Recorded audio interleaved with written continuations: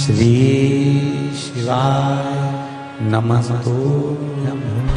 महाराज एक बेल का फल लीजिए। क्या लेना है? बेल का फल, बेलपत्री का जो फल होता है उसको ले लो। उसके अंदर का जो गुर्दा होता है, अंदर का जो भाग होता है, उसको निकाल लीजिए और उस बेल के फल में आटा सेक कर उसमें शक्कर मिलाकर उसको के अंदर भर लीजिए। अमावस्या के दिन सुबह 10 बजे से पहले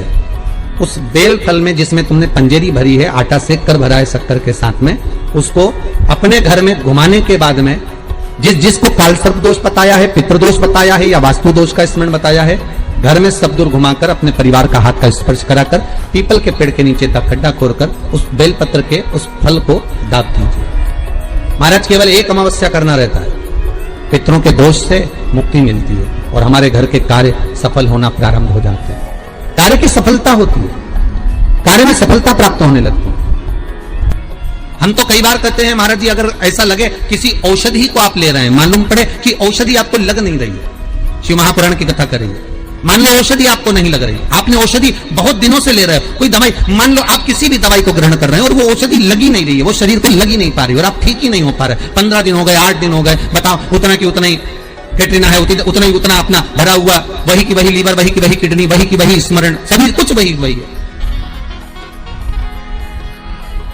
उतने की उतना ही। बीपी भी ऊंचा नीचा चल रहा है पर लेवल में नहीं आ रहा, शुगर भी लेवल में नहीं आ रही, तो प्रयास करा करो महाराज, बेलपत्री के फल का जो गुर्दा है, अंदर का जो भाग है फल का, उसको पानी में गला लीजिए और प्रदोष की प्रदोष, कम से कम प्रदोष नहीं हो और बीमारी जरा दवाई लगी नहीं रही हो तो बिना प्रदोष के भी कर सकते हो, उसको पानी में गलाइए। आधा घंटा पानी में, जैसे आपको सुबह मंदिर जाना है 10 बजे, तो सुबह स्नान कर कम से कम 6:30-7 बजे उसको पानी में गला दीजिए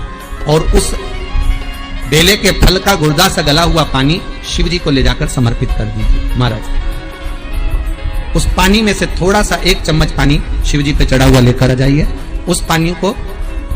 जो बीमार व्यक्ति है उसको औषधि देने से पहले मात्र आधी चम्मच से भी आधा चम्मच उसको दे दीजिए। भगवान शंकर का श्री शिवाय नमस्तुभ्यम का जाप कर उस पानी को देने के बाद अगर आप औषधि देंगे तो ये पक्का है कि औषधि अपना कार्य करना प्रारंभ कर देगी और वो स्वस्थ होना प्रारंभ हो जाएगी,